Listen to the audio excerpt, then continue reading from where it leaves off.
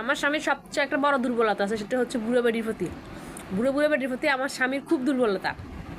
এই যে ঝড়, এই যে তুফান, এই যে বৃষ্টি, এরে যদি আমি বলি যে বাইরে যাও, যাই আমার জন্য একটু নাস্তা বানিয়ে নিয়ে এসো, কিছু খাই, খুব ক্ষুধা লাগছে, সে বলবে না এই ঝড় বৃষ্টির মধ্যে কেমনে যাবো, কী অবস্থা, বাইরে তুফান, তুমি খানার জন্য মরি যাও। মানে আমার সেই কথা শুনে।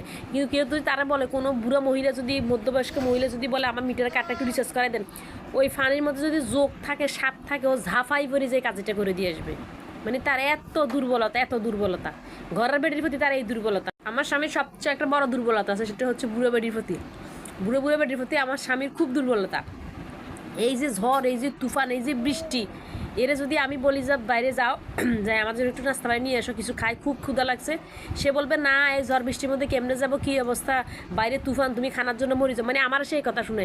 কিন্তু কেউ যদি তারা বলে, কোনো বুড়ো মহিলা যদি, মধ্যবয়স্ক মহিলা যদি বলে আমার মিটারের কার্ডটা একটু রিচার্জ করে দেন, ওই ফানির মধ্যে যদি যোগ থাকে, সাপ থাকে, ও ঝাঁফাই পরে যে কাজটা করে দিয়ে আসবে। মানে তার এত দুর্বলতা, এত দুর্বলতা, ঘরের বেডির প্রতি তার এই দুর্বলতা।